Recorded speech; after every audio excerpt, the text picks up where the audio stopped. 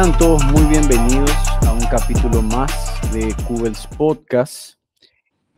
Este capítulo es traído a ustedes de la mano de nuestros auspiciantes, Prestige Realty Group, servicio excepcional y exclusivo en el mercado inmobiliario en Paraguay.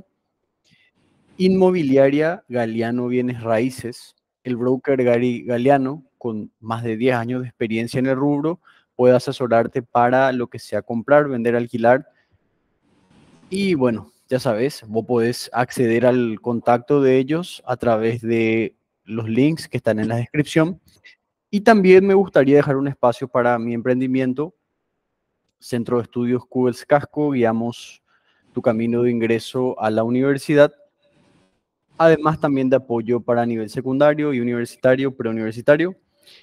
Y por último tenés el enlace de donaciones donde vos sos libre de donar lo que quieras de acuerdo a lo que vos crees que recibís de este capítulo. En el capítulo de hoy me acompaña el concejal Álvaro Grau, que empezó en el 2021 hasta el 2026. Entonces te agradezco muchísimo por estar acá, Álvaro. Muchas gracias por estar acá un sábado a la tarde para hablar un poco de tu dificultosa y complicada labor como concejal de Asunción.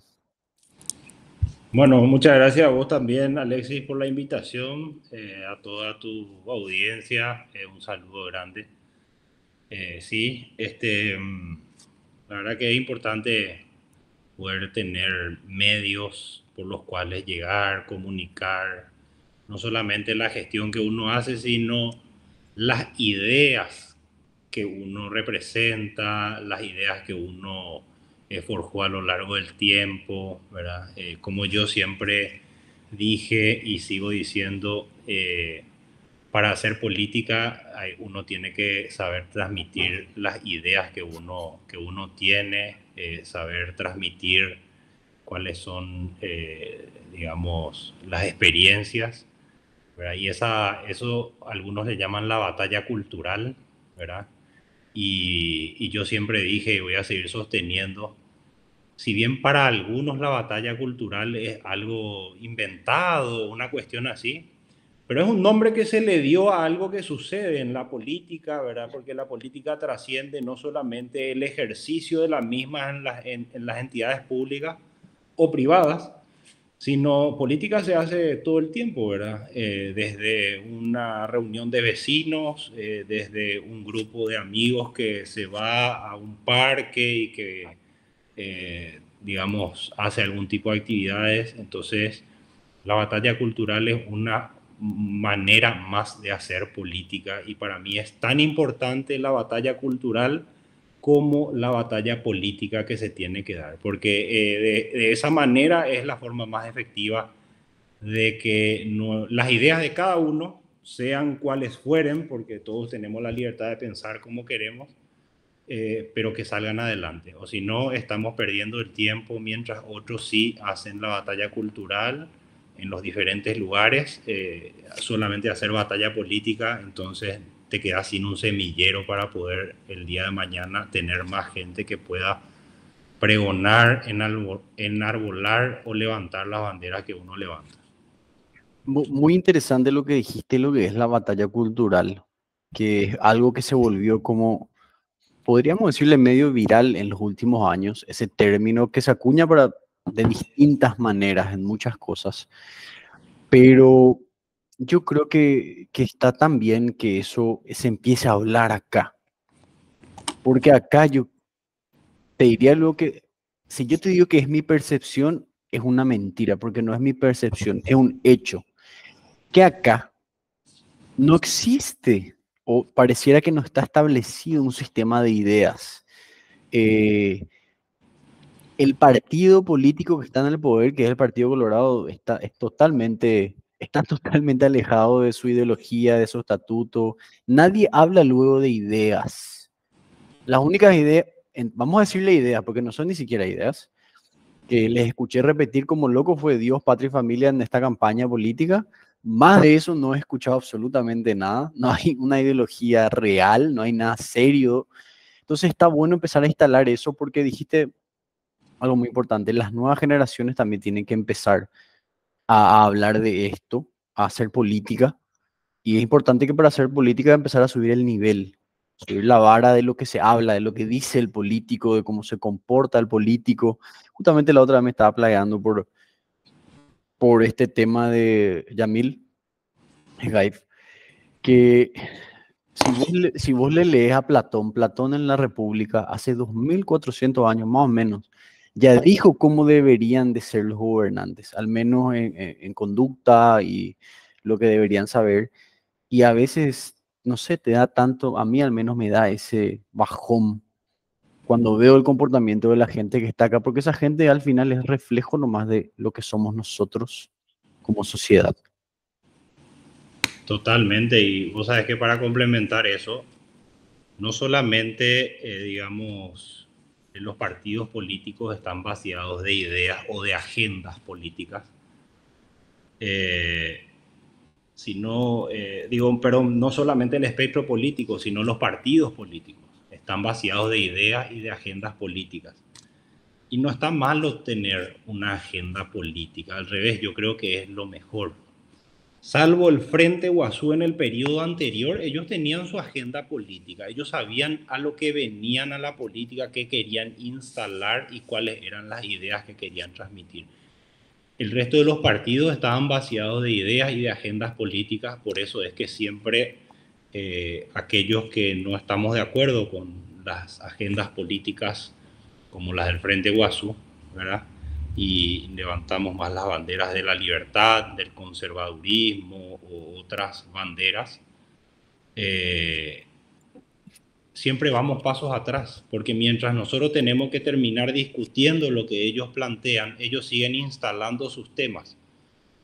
Entonces, y el enemigo número uno de la batalla cultural o de las agendas políticas es la coyuntura política, porque la coyuntura política te habla de que vos actúas en base a lo que está sucediendo, y lo que está sucediendo finalmente termina siendo instalado por otros actores políticos, y finalmente nosotros siempre terminamos discutiendo sobre las cosas que esos actores quieren y no sobre lo que nosotros queremos que se discuta en las universidades, porque finalmente lo que pasa en la política termina discutiendo en las universidades, ya sea porque el profesor lo pone como ejemplo, ya sea porque en los recreos se habla sobre eso, se discuten en las peluquerías, en las panaderías, en los barrios en sí, en el entretiempo del fútbol o lo que fuere, ¿verdad? Entonces, si nosotros no seguimos dando o más bien seguimos permitiendo que los partidos políticos o los grupos de políticos sigan estando vaciados de ideas,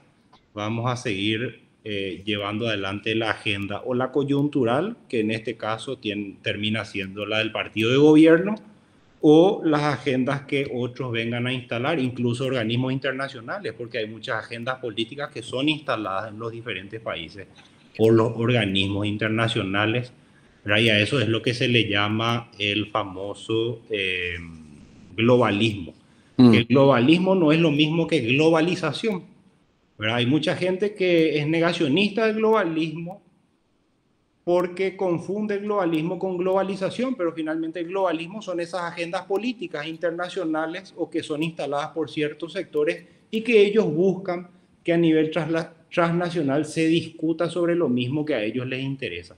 Entonces, el globalismo termina siendo el enemigo de las agendas que los partidos locales quieran instalar, ¿verdad? Porque posiblemente, digamos, en las agendas de los partidos políticos se tratan más de problemas regionales, ese famoso problema de lo que al ciudadano le preocupa en el día a día. Sí, Y totalmente. es eso lo que el ciudadano necesita, que tenga una mejoría, que tenga una solución, lo que le perjudica en el día a día, ¿verdad? La falta de gestión de los organismos, ya sean del Estado central o de los municipios, ¿verdad? Y ahí es donde finalmente terminamos de que vos ves las redes sociales y se termina discutiendo de cualquier otra cosa, pero no siempre se está discutiendo el problema que todos los días al ciudadano le preocupa. Y te voy a poner dos ejemplos. El tema de la inseguridad, ¿verdad? y el tema de la falta de efectividad en los programas de salud que el gobierno promueve. Y en esas dos cosas hay dinero público o debería de haber dinero público, porque finalmente el Estado, estés o no de acuerdo, te saca dinero todo en cada transacción que vos haces. Todo. Dijiste muchas cosas muy importantes y muy amplias, entonces quiero ir un poco. Vos sabés que estuve pensando mucho eso, porque la otra vez, habrás visto, nos reunimos, yo me fui con el equipo de Eduardo, nos fuimos, y la gente te dice, sí, pero ¿qué es eso? Porque ahí tenés mucha, vamos a decirlo así, ahí no hay una, si ponerle que hay una alianza, no hay una, te dicen, no hay una ideología ahí, se van a pelear todos entre ustedes, que es cierto, pero hay una realidad. ¿Cómo vos haces en este país en el que tenés que ganarle a una estructura tan grande? Y, por ejemplo, lo que tiene Argentina a mí me fascina que tiene esas elecciones, ¿viste? Que tiene más de una etapa y eso te permite no tener que hacer alianzas que vos no querés hacer y donde se mancha tu ideario o... Porque las elecciones pasadas, eso es lo que pasa, yo te dije acá para el paraguayo los liberales somos todos zurdos y progresistas y globalistas. Y no es así, pero eso es lo que pasa cuando se mezcla todo, que fue lo que lastimosamente lo que pasó en las elecciones pasadas. Eso es un gran problema. Y respecto a lo que dijiste del globalismo, hay también un gran problema con eso, yo creo, Álvaro. Que la gente que habla en contra del globalismo en redes, por ejemplo, ¿sabes a quién le digo mucho? Que no es que ni siquiera le sigo, pero me salta a Milva. Milva Gauto, sí. Sí, Ella, ese es su tema emblema. y el tema pues es el siguiente. Si lo dice ella, y de la manera, hay veces que dice, y mira que yo estoy totalmente de acuerdo con lo que decís, pero ella parece que desprestigia en la manera en la que dice cosas a veces que son demasiado disparatadas ya. Entonces la gente ya empieza a tratar de teoría conspiranoica. Y no debería ser así porque el globalismo es algo real. Y un claro ejemplo que dijiste, acá en Paraguay, ¿qué importa hablando del cambio climático, qué importa en Paraguay hablar de eso si nosotros ni siquiera, obviamente hay que hablarlo, no importa, ¿verdad? Pero acá en Paraguay había visto una estadística de ABC, la causa número 8 de muerte no es la diarrea, Álvaro. ¿Cómo en el 2024 la gente se va a morir de diarrea? Ni eso, ni eso. Se murió, ¿cuántas? A ver, un poco las últimas dos, ni siquiera fueron tormentas, ¿eh? Fueron lluvias medio fuertes nomás.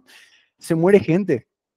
Sí, Eso, totalmente. eso es algo que, no sé, no me entra en la cabeza. ¿Cómo se puede morir alguien porque llueve en Asunción, en Luque, en donde sea? Acá en Lambaré se murieron los militares, acá cerca de mi casa se murieron los Sí. militares. Eso, por ejemplo, no sé. O sea, es que no tengo palabras. Estamos en el 2024. Te entendería si estábamos, voy a decir un ejemplo, en un país totalmente destruido, que no tenemos recursos, pero acá hay recursos. Y justamente fue eso lo que yo te escribí, que yo vi que en hecho quería endeudar, no sé si te endeudó o quería, por 380.000 millones. Esa es la nueva deuda que él quiere llevar adelante. Y la excusa es hacer desagües pluviales. ¿Verdad? A ver, los desagües, nadie puede estar en contra de hacer desagües pluviales. Empecemos por ahí. Yo no estoy en contra. Pero el tema es el siguiente. Si vos endeudas a tu municipio, a tus contribuyentes para hacer desagües pluviales y no lo haces, y yo ponía este ejemplo la vez pasada en la prensa, es lo mismo que yo, Alexis, tengamos una reunión acá en mi casa y le diga a los perros, trae un poco 20.000 por cabeza, voy a traer los mitos árabes. Y nunca traje los mitos árabes y no les devolví el dinero. Y eso es lo que está pasando en el municipio. Porque hace un año y medio Nenecho sacó un crédito de 190.000 millones de guaraníes, ¿verdad? Eh, para hacer desagües pluviales y hasta hoy en día no hay un solo metro de desagüe pluvial construido con ese dinero, ¿verdad? Perdón, 180.000 millones de guaraníes, 180.000, a un interés del 16,85%.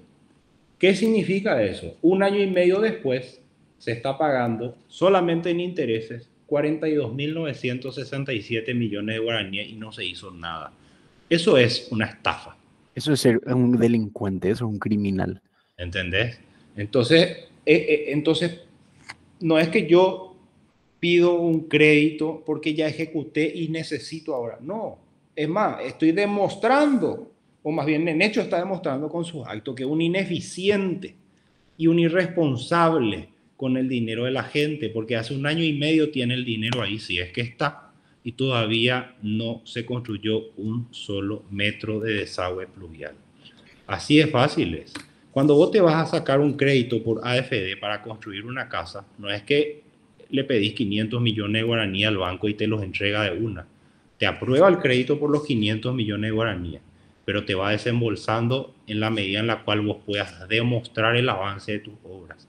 Así se debería actuar. Vos tendrías que como municipio, en todo caso, decir, ok, voy a endeudar 180 mil millones de guaraníes, voy a ejecutar ahora 30.000 para el inicio, entonces saco el crédito por ese dinero y cuando se acaba eso voy completando el resto, ¿verdad? Hacé por etapas si vos querés ser eficiente en el manejo del dinero y los intereses, ¿verdad?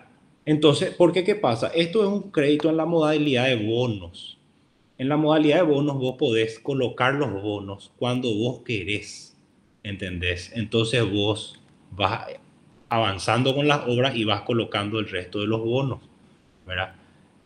O en todo caso, agarrar y digamos, licitar en etapas más cortas, ¿verdad? Si vos necesitas un certificado de disponibilidad presupuestaria, hacen 4 etapas, una misma obra, entonces vos podés ir emitiendo. Esa es, pero eso ocurre cuando, Alexis, cuando la gente está interesada en cuidar el bolsillo de la gente, del contribuyente, en ser eficiente, no cuando quiere hacer las cosas todo mal y así nomás, y no le importa la crítica, no le importa escuchar si es que lo que se está diciendo es cierto o no, sino directamente desacreditan. No, ese se plaguea porque tal cosa, no, ese porque es opositor, no porque no sé de cosas. Lo peor que le puede ocurrir a un gobierno nacional o municipal es no tener oposición, no tener crítica, Totalmente. porque significa que las únicas cosas que va a escuchar esa persona que está llevando adelante una administración es las opiniones de los chupamedias y de los salameros. Y ahí no hay objetividad alguna. ¿Entendés? Y lo peor, Álvaro, es que, bueno, vos sabés mejor que yo que es tu lugar de trabajo, la municipalidad. La municipalidad destaca por su ineficiencia, por estar Bueno, yo me he ido pocas veces y una de las veces que me fui fue para gestionar tema patente comercial de mi local. Por Dios, algo imposible, Álvaro. O sea, era tan complicado de hacer. No, vos te vas en una oficina, estaban 6, 7 ñatos, uno te atendía, te da un papel para que te vaya a la oficina al lado y así tú te hacían caminar por todos lados y al final no.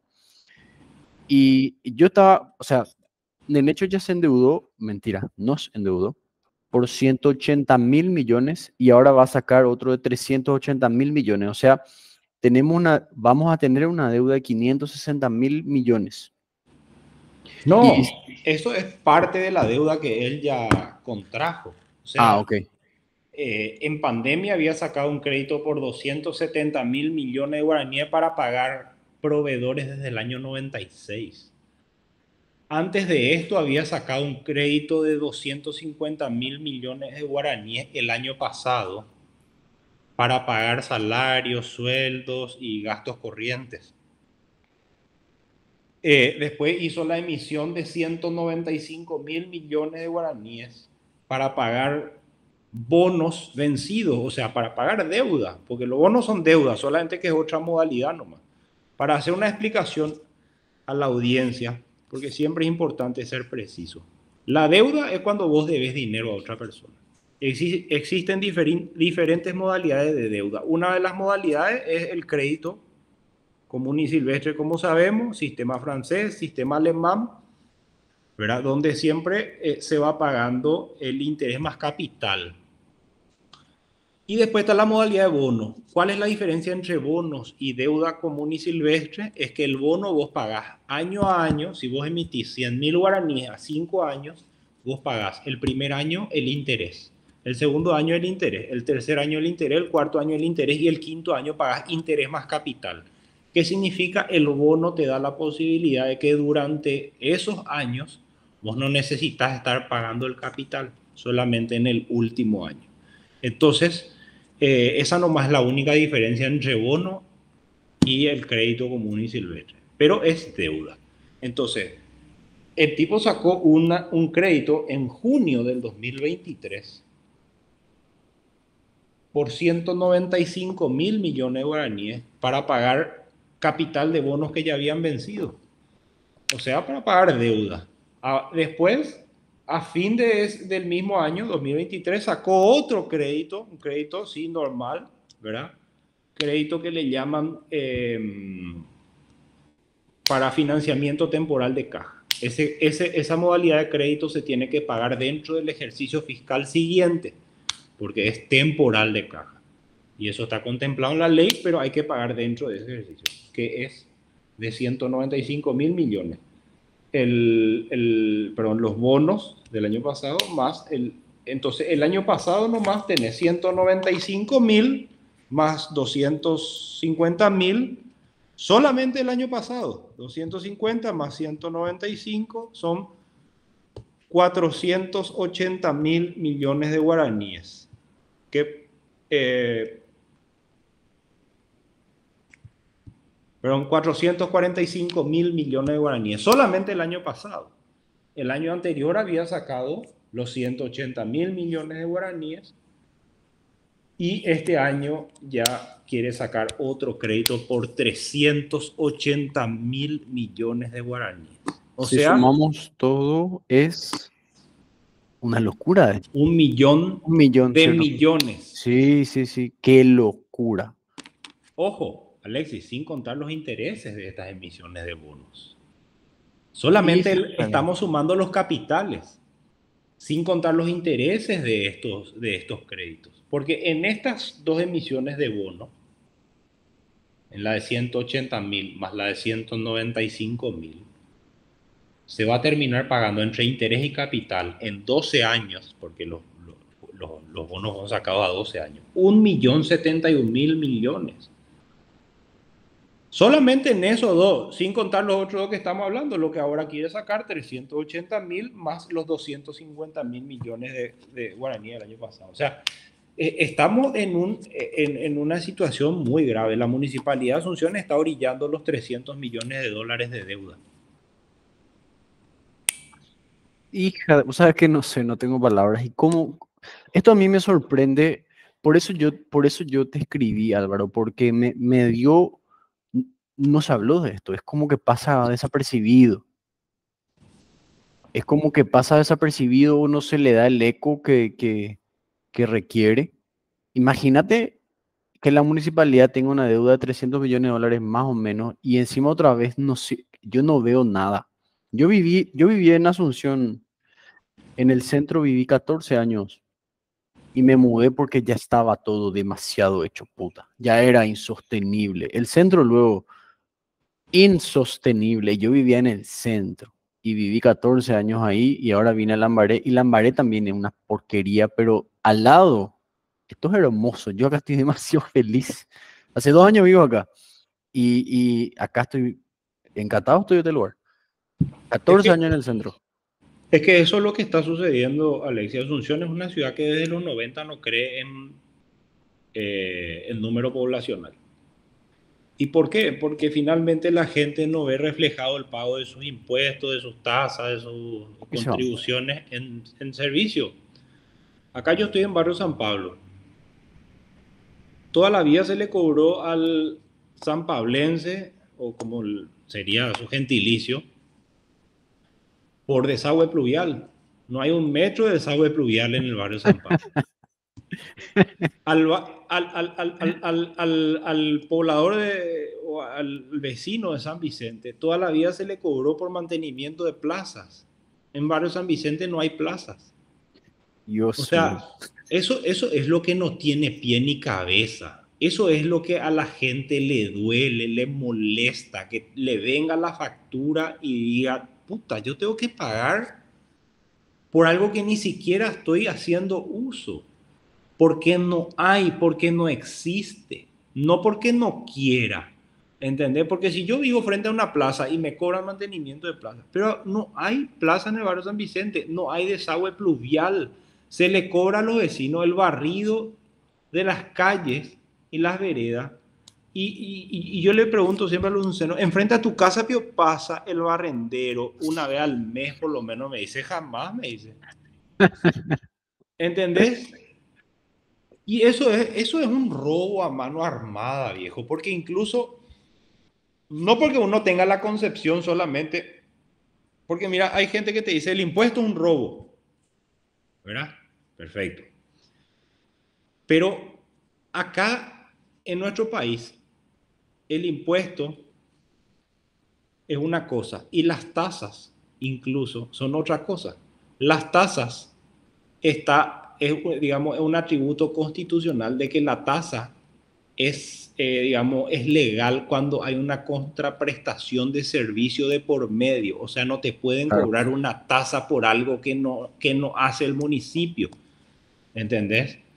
Entonces ahí es donde se constituye legalmente el robo. Cuando la institución te está cobrando por algo que nunca te dio.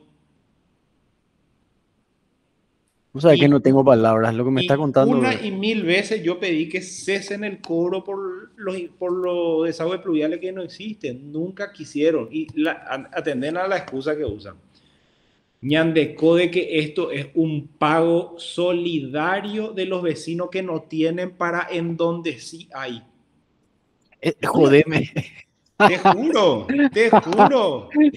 ¿Cómo Dios pico mío. pago solidario? O sea, vos Pio, en la Ay, ay. concesionaria de auto te vas a hacer un pago solidario para el que sí tiene auto y vos no tenés. No existe. O sea, si vos no tenés, no pagás, viejo. Si no te prestan el servicio, no tenés por qué pagar. Qué bárbaro. Es que te juro que yo por eso digo, Álvaro, vos sabes que yo dije siempre que yo no me quería meter en política, justamente porque vos tenés que irte ahí a lidiar con estas cosas. Pero después dije, bueno, pero el tema es que si yo no me meto, se va a meter alguien más que quiere robar y quiere ser corrupto. Y estaba considerando candidatarme acá adelante de concejal acá en Lambaré. Pero no sé, viejo, o sea, de que las cosas que me contás, yo me imagino ahí puteando a la pared. Así, es algo complicado. Y hablando de eso, me gustaría que vos le cuentes un poco a la audiencia qué hace el concejal. O sea, ¿por qué vos te candidatas a concejal y qué haces ahí y con qué tenés que lidiar? Porque yo he visto de repente videos de ¿cómo decirle?, los debates ahí y como todos los funcionarios están ahí como esos barra brava gritando a favor del que le da de comer y es una vergüenza. Parece que yo analizo la antigua Grecia, era mucho mejor ya que nosotros, estamos en el 2024. Realmente que todo lo que me contás, yo voy a hacer después un clip de esto y voy a subir porque es increíble. La gente sabe, pero todos sabemos, pero cuando te lo dicen así exactamente las cosas y eso que estás diciendo vos es de un lugar, de un lugar, pero eso en todas partes. ¿Cuánto estarán recaudando así? No, es imposible de calcular cuánto están haciendo. Porque, o sea, si vos empezás a hacer el cálculo de cuántos municipios hay en el área central y le están cobrando por desagües pluviales a sus vecinos y no le están dando los desagües pluviales, el robo que hay a nivel de los diferentes municipios es abismal, ¿verdad? El robo es abismal. Yo había pedido un informe hace 2 años y creo que lo que el municipio de Asunción, tengo guardado por ahí el informe, pero lo que año tras año se percibe en concepto de el pago por los desagües pluviales que no existen es algo así como 18.000 millones de guaraníes por año, ¿verdad? Es muchísimo dinero. ¿Dónde va a parar ese dinero? Porque finalmente no hay ese servicio en los diferentes barrios. Y todos los barrios tienen los mismos problemas, ¿verdad?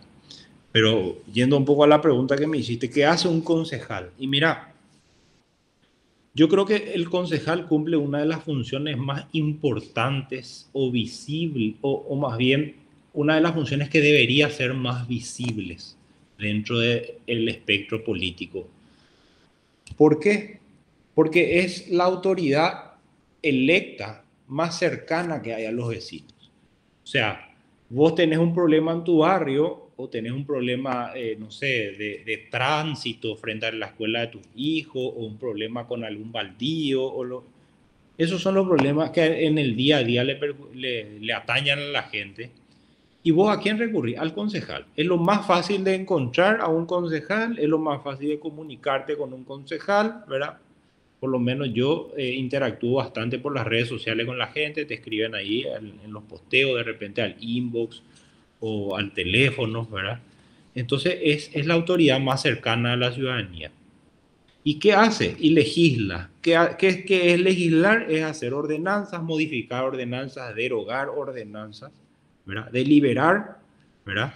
Y también controlar. Controlar la gestión de la intendencia municipal. Y en eso, digamos, está el rol más importante, o uno de los más importantes de los tres, yo creo, porque finalmente el controlar hace que la gestión de la municipalidad sea efectiva para con los vecinos, que lleguen los servicios por los cuales se les cobra a los diferentes barrios, ¿verdad? Solucionar ese reclamo de la gente que te dice, concejal, ya no sé más a quién recurrir y vengo con mi problema y decime cuál es tu problema. Y mira, me vino este tema acá de que me quieren cobrar como gran generador de basura porque dicen que tengo un negocio en mi casa que nunca tuve. Mira, chore, y vamos a ver un poco acá y le hacen figurar como que, te pongo un ejemplo, ¿verdad? Que en esta semana me pasó. Vino un contribuyente y dice que tiene un terreno y le viene como si fuera que ahí tenga un servicio de transporte escolar y le cobran, ¿verdad? Todos los años como gran generador de basura porque UAU ahí figura un negocio de transporte escolar. Y ahí hay dos problemas. ¿Por qué un negocio de transporte escolar tendría que ser gran generador de basura? Porque el No transporte hay escolar, ¿qué explicación. hace? Le alza a la criatura y le lleva a la escuela, le busca a la criatura en la escuela y le deja en su casa, ¿verdad? ¿Qué basura es lo que va a haber? El dueño del transporte escolar va a barrer un poquitito ahí adentro, va a sacar un poco de arena de los zapatos de la criatura y no sé, alguna cajita de chocolatada que dejen tirado y un paquete de galletitas. Qué gran generador de basura ni que nada. Y segundo, ¿cómo es que fue a parar un negocio de transporte escolar donde nunca hubo? ¿Verdad? Y ya metió nota en la municipalidad y hace años que está peleando para que le dejen de cobrar por eso y no, entonces recurren a un concejal. O sea, lo que tendría que ser una gestión normal para cualquier vecino dentro de la municipalidad, no, nunca corre, nunca tiene un desenlace y finalmente recurren a una autoridad para que de una vez por todas se mueva ese expediente y termine ese problema para el vecino. Entonces, ahí está donde nosotros en el día a día somos un actor, digamos, fundamental, porque la institución no funciona. Porque, como te dije, eso debería ser una nota presentada a un vecino y en un tiempo prudente, no sé, 15 días, Solucionar. 21 días, se tendría que ir un fiscalizador ahí durante ese tiempo y dictamen de por medio, decir, ah, acá no funciona ningún negocio de transporte escolar, ¿verdad? Y directamente se cesa ese cobro o esa intención de cobro. Pero acá, ¿qué sucede? Pasan años, entonces el vecino dice, pues si es que yo no pago, esto me van a meter en Inforcom o me van a no sé qué, o como ahora que el intendente está amenazando de que le va a rematar las casas a la gente. Eso es una locura. ¿Entendés?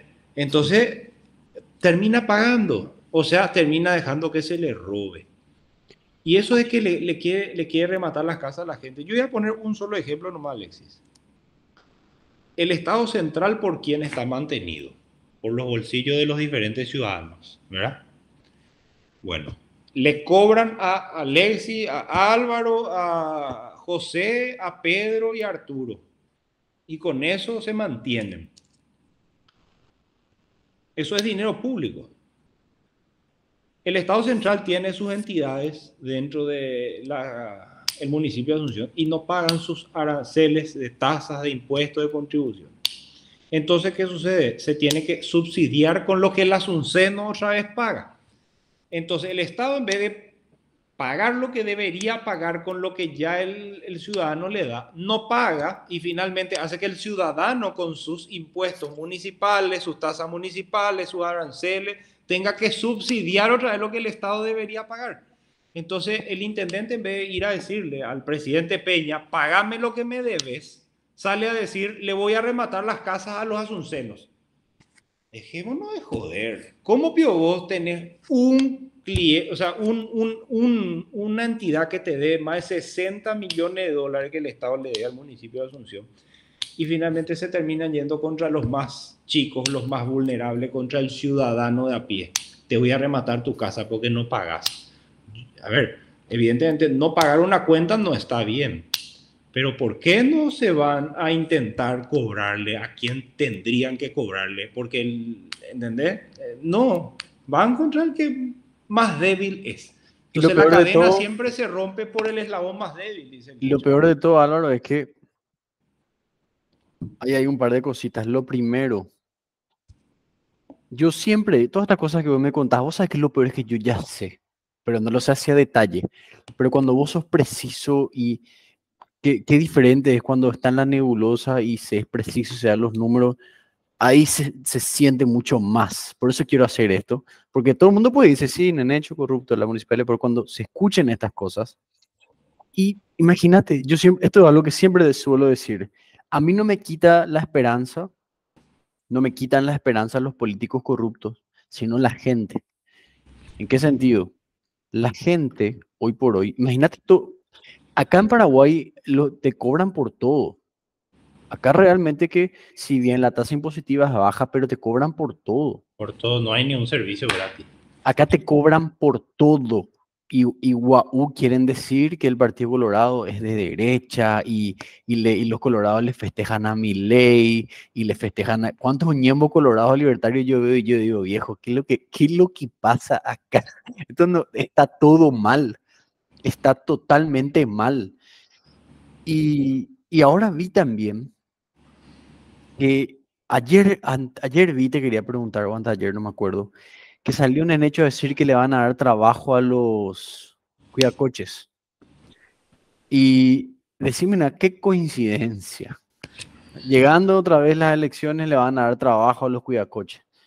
Alexis, yo me reuní con el líder de los cuidacoches en una oportunidad y él me dijo que Nenecho en la campaña política le había prometido luego trabajo y que le estaba incumpliendo. Y ahora, como vos decís, que él ya anunció de que va a ser candidato a intendente, se acordó de por esta gente yo le tengo prometido algo y, ¿entendés? Entonces, es lo que vos decís. Ahora se acuerda de lo que prometió y no hizo y ahora se acuerda de que puedo sacarle un provecho a esta gente. Finalmente eso es lo más, digamos, lo peor de la política, cuando el político finalmente lo único que quiere es sacar provecho del que está en alguna situación de vulnerabilidad o de necesidad para poder sacar un rédito político. ¿Verdad? Y eso ocurre lamentablemente mucho más de lo que la ciudadanía cree, porque los partidos políticos se han vuelto agencias de empleo, donde la gente milita o trabaja para un proyecto político, no porque crean el proyecto político o por las ideas que esa persona represente o lo que fuere, sino porque le va a conseguir un trabajo o porque le va a conseguir... Y eso es lo que está mal. Y Vos bajo tenés eso que se sostiene el Partido Colorado toda la vida. entender. Sí. Entonces, digamos, el político más fuerte, ¿quién termina siendo? ¿Quién más empleo consiga? Y el que tiene más para dar. Claro, pero ponerle que vos tenés más para dar, pero también necesitas conseguirle un trabajo o algo. Entonces ahí es Eh, donde ahí sale el poder político de esos políticos que se pasan décadas en el poder. Es porque meten a en todos la sus función. operadores políticos en la función pública. Y mira, no digo que uno no tenga que, digamos, tener un equipo de gente. Si uno trabaja como legislador, entonces vos tenés gente de confianza que te redacte las cuestiones, un asesor jurídico, si es que uno no es abogado, para poder pedirle algún dictamen, personas especialistas para la gestión que uno hace, ¿verdad? Pero, digamos, convertirse en una agencia de empleo y que el Estado tenga que darle empleo a todo el mundo es un contrasentido, porque finalmente la concepción del Estado se da cuando, digamos, el ser humano empezó a ver de que necesitaba seguridad, Sí. ¿verdad? Necesitaba seguridad, de ahí sale la creación de las ciudades, corrían de los bárbaros, ¿verdad? Y se resguardaban en las ciudades, la ciudad-estado en Grecia, ¿verdad? La polis, ¿verdad? La famosa polis. Y entonces, digamos, la concepción del Estado debería ser seguridad y los servicios básicos que se deben generar, porque sí, yo en ese sentido no estoy de acuerdo con el anarquismo que dice abolir el Estado, ¿verdad? Pero sí yo creo que el Estado debe ser mucho más pequeño de lo que hoy hay. Y yo creo Y, que, y que te estamos de digo, acuerdo. y te digo que hay dos cosas que no estoy de acuerdo con los anarquistas, pero tampoco significa que hay que enfrentarse con ellos, porque finalmente uno tiene que tener una premisa, el enemigo de mi enemigo es mi amigo, ¿verdad? Y en política hay que, es como en la guerra, vos tenés que hacer acuerdos, tenés que hacer, ¿verdad? Para ganar, digamos, para uno poder implantar sus ideas o sus políticas. Y ahí yo creo que, por eso yo hasta ahora no llego a entender cómo los libertarios, o más bien, eh, cómo un cierto sector del libertarianismo argentino criticó tanto a Milei cuando él dio el paso para entrar a la política. Eso es lo que yo todavía no termino de entender. Porque finalmente, entonces vos, ¿cómo vas a pasar de la batalla cultural a la batalla política? Vos necesitas, evidentemente, estar en el uso del espacio de poder para la toma de decisiones y poder implementar, o si no, finalmente vamos a volvernos todos unos filósofos, unos catedráticos, vamos a estar tratando de enseñar nuestras ideas cuando es otra la gente la que está tomando las decisiones con nuestro dinero, ¿verdad? Entonces, por eso hasta ahora no logro entender ese grupo de libertarios argentinos que le criticó y hasta ahora le siguen criticando a Milei porque, digamos, tomó la decisión de involucrarse en política, ¿verdad? Y bueno, imagínate vos qué presidente iba a haber en la Argentina si Milei no tomaba ese paso. Y lo peor de todo, Álvaro, es que hay gente que todavía, yo siempre por eso me peleo, por ejemplo, con mi hermano y con mi primo, que ellos estaban a favor de Massa y yo le decía, pero viejo, ponele que vos estás que mi ley no te convence, ok, viejo, está bien, pero tenés que elegir entre esos dos y en Círculo le vas a elegir a Massa. Ese es un error que nosotros tenemos. Enojarnos con la gente porque no piensa como nosotros. No, pero ¿sabes lo Ahí que pasa? tenés, ahí tenés dos alternativas. O le tratás de convencer sin enojarte, ¿verdad? Obvio, claro, claro. O si no, ni pierdas tiempo y seguí buscando vos más gente que pueda ser convencida para que tu idea finalmente prospere. Es que vos sabés que Entonces, intento entender nomás cómo podés pero apoyarle a un delincuente. Eso es lo que, porque no te convence el liberalismo, le va a apoyar a un delincuente. no, ¿sabes qué pasa, Alexis? Hoy en día, en el año 2024, si vos te pones a pensar y mira nomás vos las diferentes encuestas que hay a nivel internacional, lo que le preocupa a la ciudadanía. Y en la mayor parte de los países los problemas son tan grandes que finalmente la corrupción ni siquiera está entre los primeros 5 problemas que más le preocupa a la gente. Está la inseguridad, está el narcotráfico, está el problema del saneamiento de agua, está digamos, el tratamiento ecológico o los programas verdes, está el transporte público, pero la corrupción no. Entonces, por eso es que en la agenda, digamos, Mm. en el consciente de la gente, el análisis no es si es corrupto o no es corrupto, sino de si es que él representa lo que yo creo.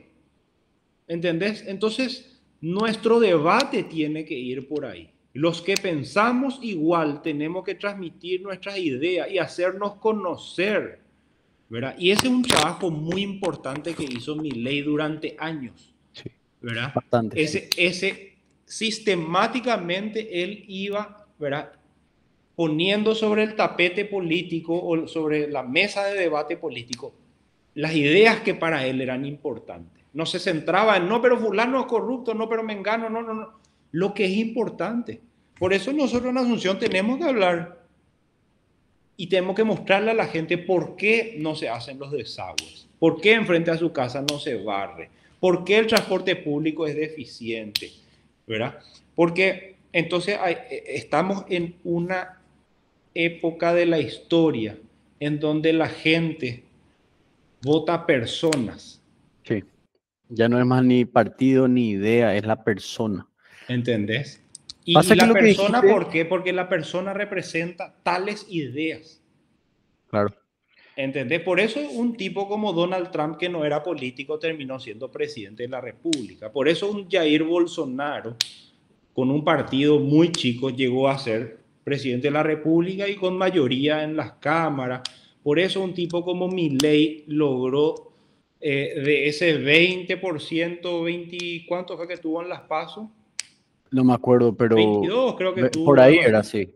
Llegó a ser presidente de la República y llegó a convencer a gente de otros partidos, ¿verdad? Cuando parecía que estaba gris para él, finalmente terminó haciendo ahí un acuerdo con Macri, que supo, como viejo zorro de la política, ver de que esa era la brecha que había para poder lograr algo en la Argentina. Y, fue y muchos lo criticaron a Por Macri ahí. dentro de su propio espacio, y muchos lo criticaron a Milei también dentro de su propio Porque espacio. salió con la casta. Exacto, ¿verdad? Sí, Y entonces ahí vos tenés de que finalmente el enemigo de mi enemigo es mi amigo. Tenés que tener eso como premisa, pero también tenés que tener como premisa de que vos tenés que entender que la gente quiere que vos hables de sus problemas, ¿verdad? Eh, y y no hay que ser, digamos, muy cerrado en convencerle a la gente. Por eso te dije, si vos solamente haces un grupito de gente que te gusta hablar de tus ideas y que entre todos se entiendan, finalmente lo que tenés es un club de lectura, un club de filosofía o un club de economía política o lo que sea. Pero vos tenés que salir a hablarle a la gente y a convencerle y no perder el tiempo donde están fanatizados del otro lado. y Seguí sí, para adelante porque el trabajo es mucho y eso es hasta bíblico. El Señor decía, sacúdanse el polvo y váyanse, decía a otro pueblo a hablar, ¿verdad? Y decía, los trabajadores son pocos y el trabajo es mucho. Y en política es así, porque para mí, digamos, yo tenía un grupo, o sea, tengo un grupo de conocidos libertarios, ¿verdad? Con el que me solía juntar mucho y nosotros utilizábamos la palabra que teníamos que evangelizar a la gente con nuestras ideas, ¿verdad? Y llegar a más jóvenes para que entiendan de que las ideas de la libertad, digamos, son un camino hacia el desarrollo de los países, que la libertad, o más bien que los liberales, los libertarios, no son fachos, como mucha gente cree, ¿verdad? Sino que el fascismo es todo lo contrario al libertarianismo. sí, Eh, imagínate.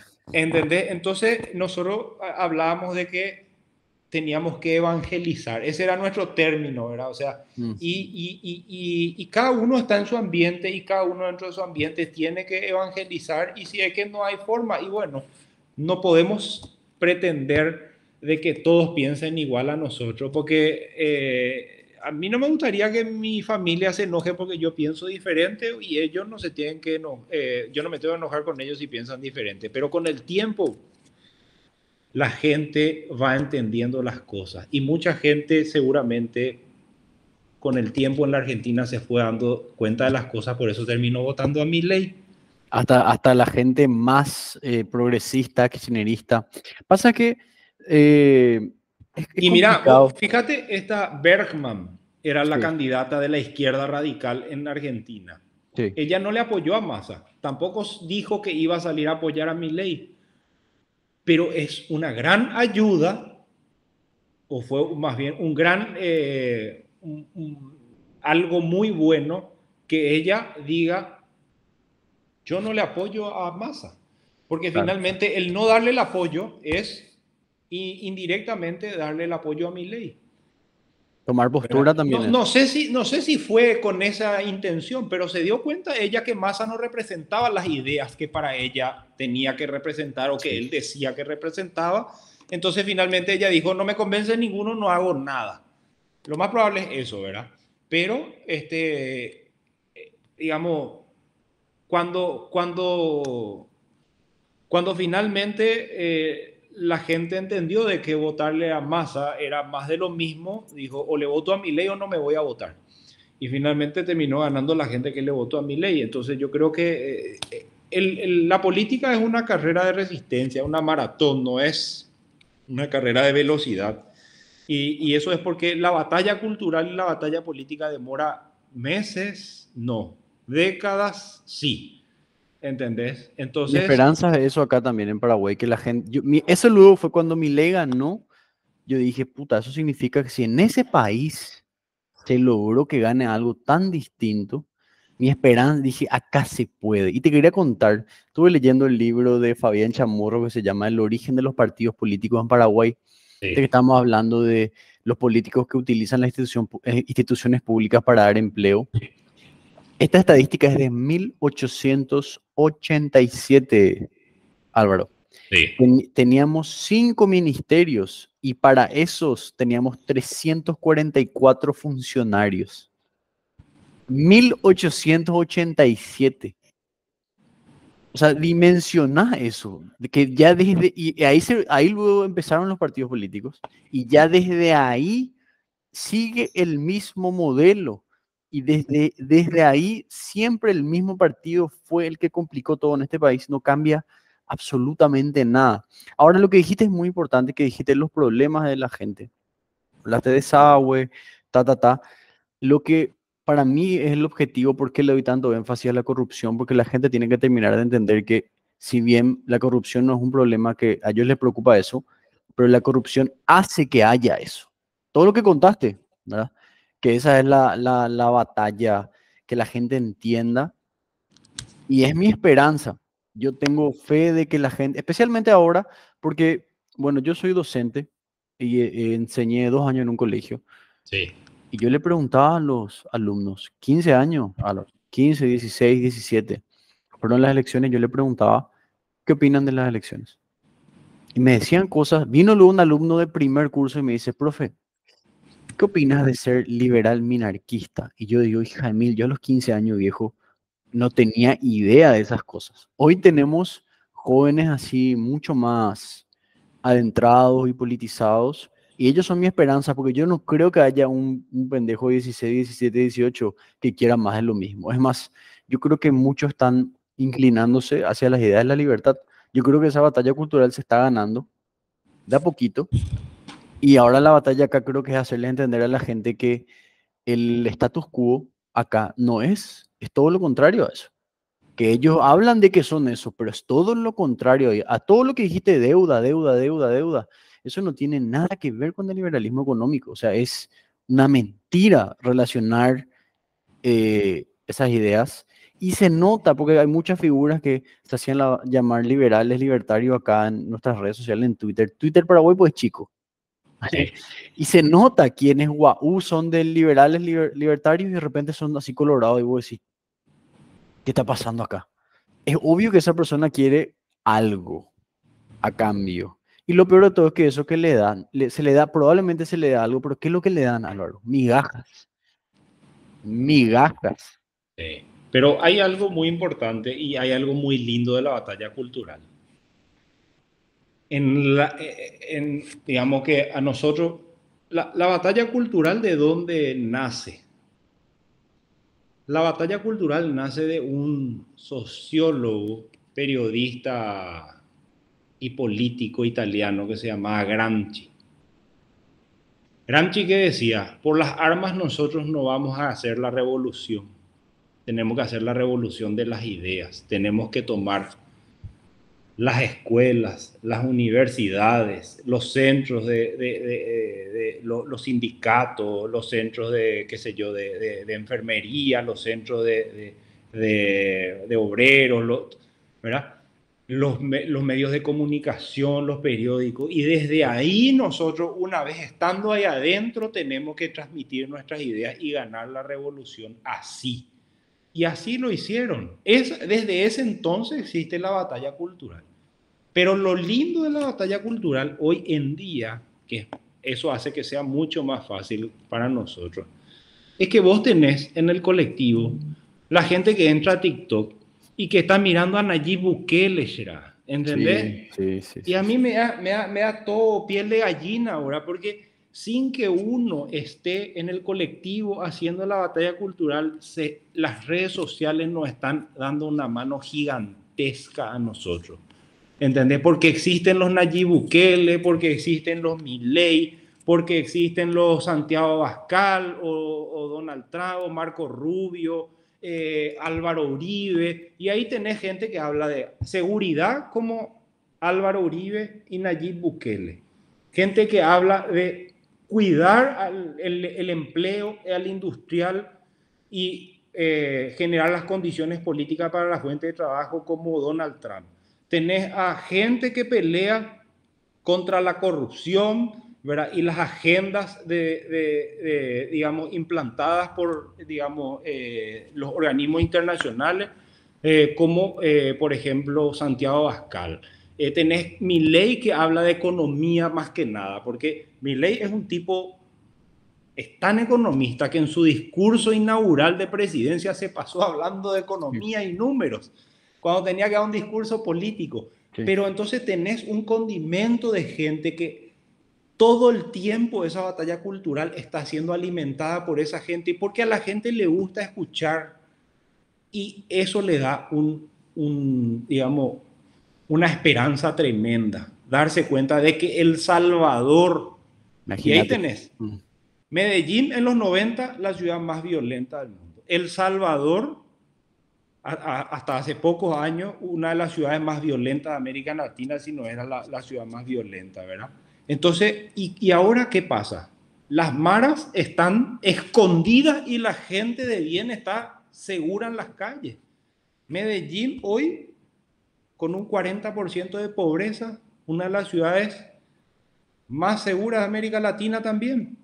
¿Qué significa? La pobreza no es excusa para, digamos, para romantizar la delincuencia, como hay otros que quieren instalar eso de que hay delincuencia porque hay pobre. No, el pobre no es delincuente, ¿entendés? El que es delincuente porque es delincuente nomás.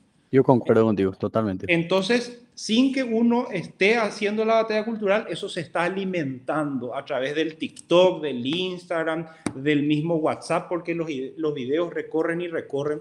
Entonces, vos tenés un empujón gigantesco. Y nosotros lo que tenemos que hacer es hacerlo desde acá para que la gente diga, ah, mira, ahí está Álvaro, ahí está Alexis, o ahí está Pedro, o ahí está Carlito, que él está diciendo lo que dice fulano.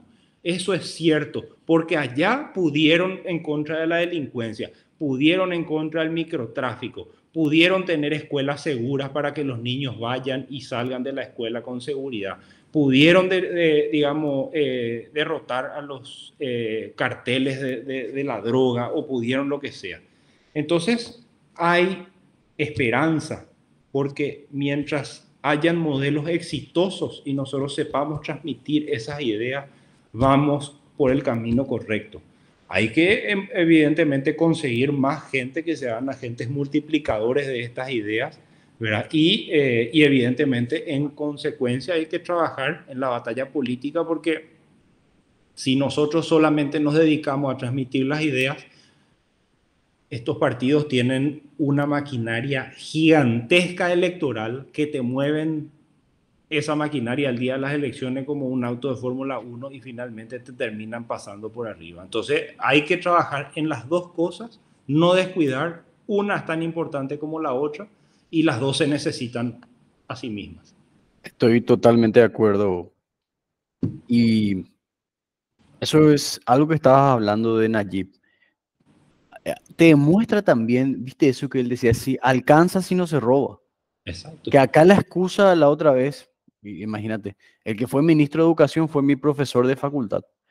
Y él decía, tenemos que cobrar más impuestos. Pero déjate de joder, viejo. No es cobrar más impuestos. Y se está demostrando que no es así. En otros países que están 10 veces peor que nosotros, en todos los aspectos. Imagínate nosotros si estamos medianamente mejor manejados nomás, Álvaro, ¿dónde vamos a estar como sociedad? Pero yo tengo fe, esta charla contigo también me da fe, porque justamente por eso yo empecé este podcast, yo tengo cursos que hago, porque creo que así se empieza y la idea es pasar a la batalla política. Y siempre como para terminar, Álvaro, me gusta pedirle a mis invitados que recomienden uno o dos o los libros que quieras sobre el tema que quieras, que a vos te mueva y que creas que corresponde. Bueno, yo creo que hay dos tipos de libros sumamente importantes que hay que leer. Uno sobre finanzas, porque la libertad absoluta solo se logra, ¿verdad?, a través de las ideas, pero esas ideas tienen que tener un efecto en uno, ¿verdad? Y para uno poder salir adelante económicamente necesita tener saneadas sus finanzas. Entonces hay que leer libros sobre finanzas. Lean a Kiyosaki, que es un tipo muy interesante que habla sobre las finanzas, cómo invertir, en qué invertir, cómo ahorrar, en qué ahorrar, ¿verdad? Porque si uno nunca ahorra, nunca va a tener un capital para poder invertir. Y si nunca tiene un capital para poder invertir, nunca va a poder generar riqueza o dar fuente de trabajo. Y en segundo lugar, me gustaría recomendar libros, o sea, o que lean libros sobre historia, ¿verdad? Porque finalmente la historia no es aburrida. Y en vez de procrastinar tu tiempo en las redes sociales o mirando cualquier otra cosa, estás enriqueciendo historia de otros países, cómo salieron adelante, Singapur, ¿verdad? O países como, qué sé yo, como un imperio tan grande como el Imperio Romano pudo terminar, digamos, y es inexplicable cómo algo así tan grande pudo haber terminado. ¿Y por qué? Simplemente eh, porque ahí empezaron los problemas económicos, empezaron las medidas populistas, ¿verdad? Donde se decía que todos los que vivan en Roma iban a tener pan gratis, entonces dejaban de haber agricultores, empezó la inflación porque había cada vez menos trigo y al haber menos trigo había menos pan y sin embargo había que dar gratis, entonces finalmente esa inflación fue haciendo que la moneda pierda, digamos, el valor y finalmente terminaron las ciudades con gente que no tenía trabajo y un imperio sin fuentes de trabajo, o en este caso hoy en día sin industrias, se cae. Entonces, lean sobre historia. En contrapartida, a un país como Singapur, si mal no recuerdo, Singapur es el país con más personas con más de $1 millón por cada 100.000 habitantes. ¿Y por qué? Porque se volvió un país totalmente industrializado. ¿Y cómo te volvés un país totalmente industrializado? Teniendo saneadas las finanzas de los ciudadanos, pudiendo ahorrar para eso, capitalizarlo y invertir. Y también dentro de los libros de finanzas tienen que leer sobre cómo manejar también los ahorros, ¿verdad? Hay que sacar un poco, digamos, ese espíritu de emprendedor que siempre se tiene escondido ahí adentro, ¿verdad? Y entender de que el ahorro tiene que ser un instrumento para salir adelante.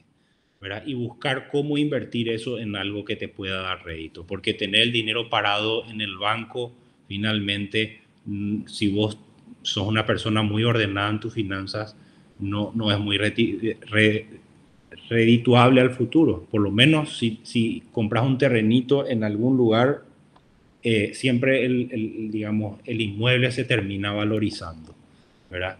En esos libros de finanzas te explican para qué es bueno endeudarse y para qué no. Endeudarse para invertir, perfecto, sería bueno si es que no tenés forma o ya no tuviste un ahorro. Pero endeudarte para comprarte un celular es un gasto. Endeudarte para comprarte un auto, si es que vas a usar el auto para trabajar, bueno, perfecto. Pero endeudarte para un viaje no es bueno. Para eso ahorrar primero y después, porque si no terminas pagando intereses por algo que finalmente no te va a retribuir. Entonces, todo eso es bueno y nosotros en nuestro país tenemos que tener la cultura del ahorro. Un país, digamos, que tiene mucha cultura de ahorro es Alemania, ¿verdad?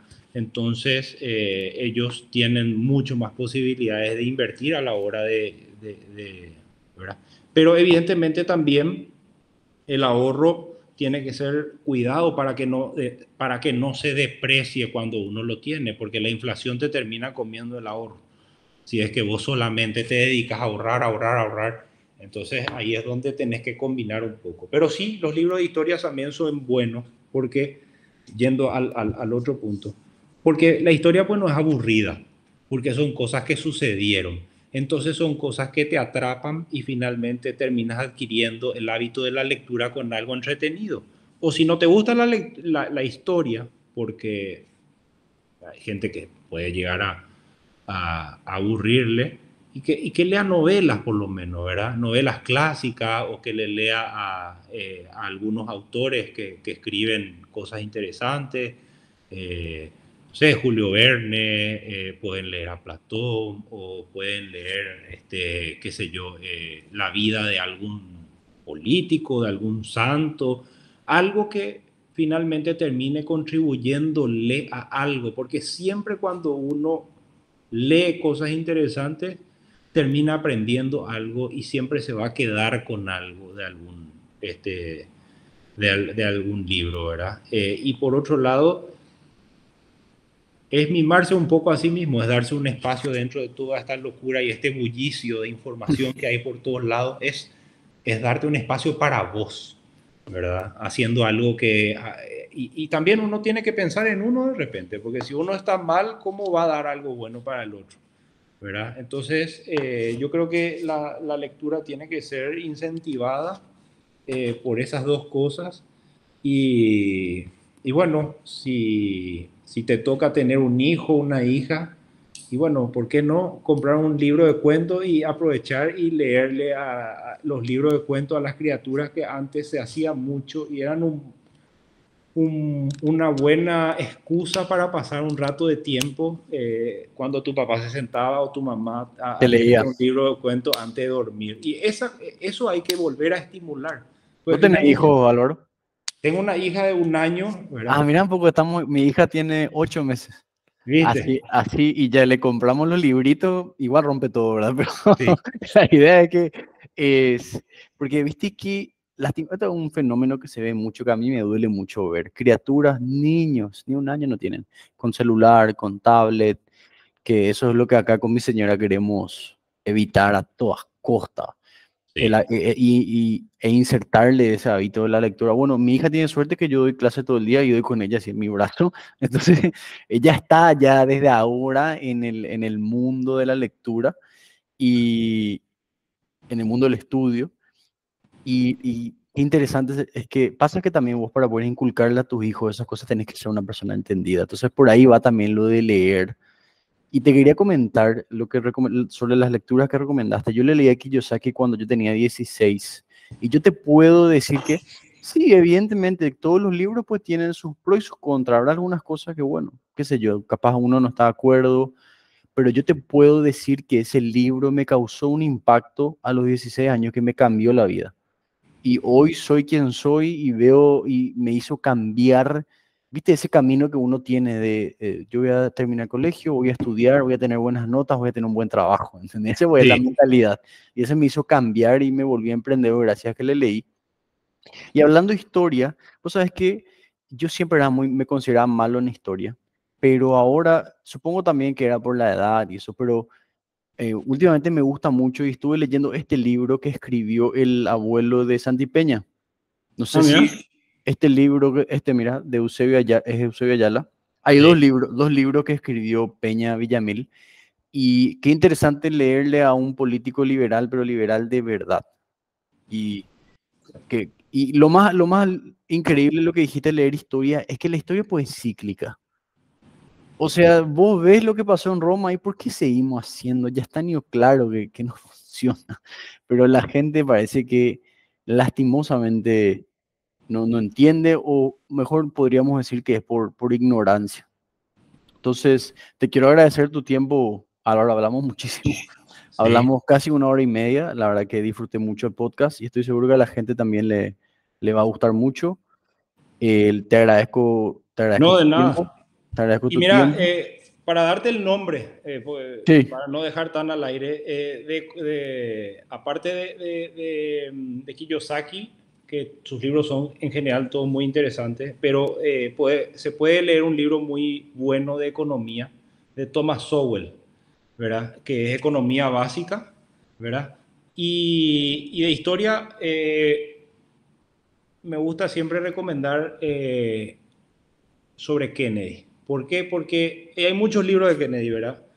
Pero Kennedy fue un tipo que, si vos lees la historia, él estaba convencido de que podía llegar a ser presidente de la República y 4 años antes él empezó a recorrer los lugares y a hablar con la gente que nadie hablaba, ¿verdad? Y hablaba con los veteranos, hablaba con las esposas de los veteranos, iba a hablar a las fábricas, ¿verdad? Y eso te da la pauta de que para hacer política o para cambiar algo hay que, digamos, caminar mucho y no cansarse.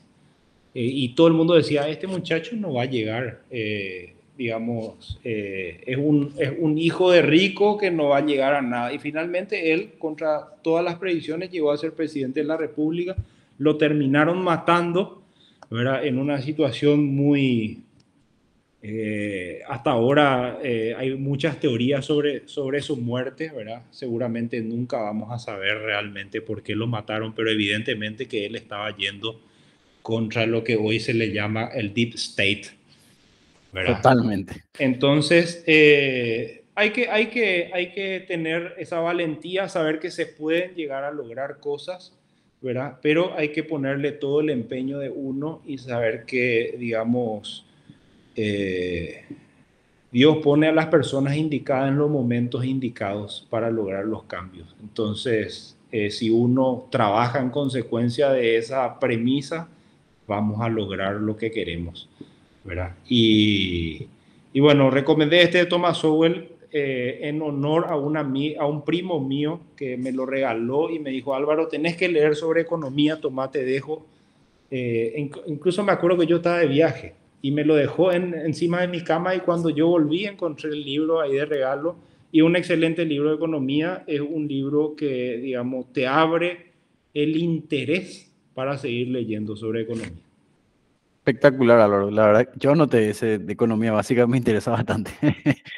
Entonces, muchas gracias a todos por acompañarnos en un capítulo más. Álvaro, un placer y nos vemos en un capítulo más de Cubers Podcast. Chau, chau. Chao, chao.